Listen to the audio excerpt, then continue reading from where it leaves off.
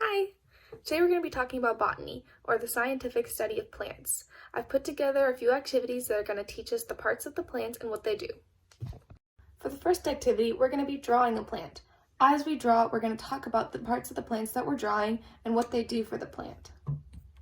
The first thing we're going to draw on this plant is the roots. The roots start at the bottom of the plant and go underground. They like to spread out so they can absorb as much water as possible.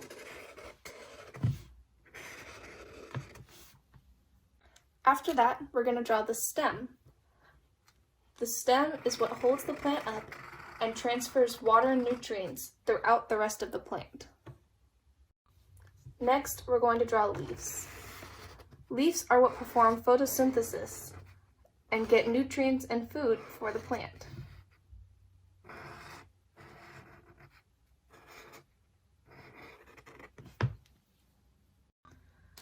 Another thing plants will have is flowers. Flowers are what attract pollinators to the plant, which help the plant reproduce. And lastly, we're going to draw the fruit. The fruit is what holds the seeds for the plant inside and protects them. I've gone through and labeled the parts of the plants and drew them in a little bit more detail so we can talk about them and their functions. Again, down here we have the roots. The roots absorb moisture from the soil and transport it throughout the rest of the plant.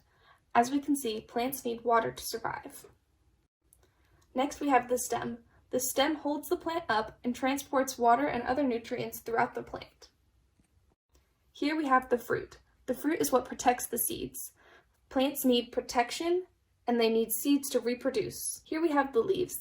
The leaves perform photosynthesis. This is the process of turning sunlight into food for the plant. Lastly, we have the flowers. The flowers are what attract pollinators. Pollinators will come and they'll help the plant reproduce or create more of itself. Dandelions are an example of a plant that you might find in your backyard. We can't find the roots because they're underground, but starting from here, we can see that this plant has a stem, it has leaves. The leaves perform photosynthesis to get the plant's food. This plant has a flower that looks like this, that attracts pollinators and helps it reproduce. And it also has these seeds up here. If you were to take these out, you can see that it has seeds right on the bottom.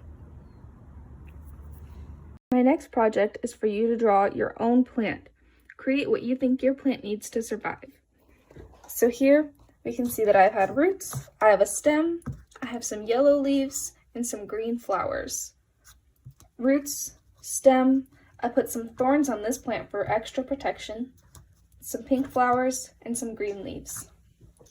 Here we have the roots and the stem again, some blue flowers on the side of the plant, and some yellow leaves.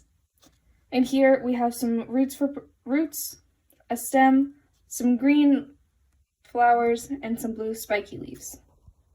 And now it's time to think about how your plant would interact with the people and animals around it. Is it edible? Can people and animals eat its fruit? How does it spread its seed around? Does it travel on the wind or on animals' fur? And how does it protect itself? Does it have thorns or spiky leaves or a really hard fruit? I hope you learned enough about botany today or the study of plants to create your own super cool plant.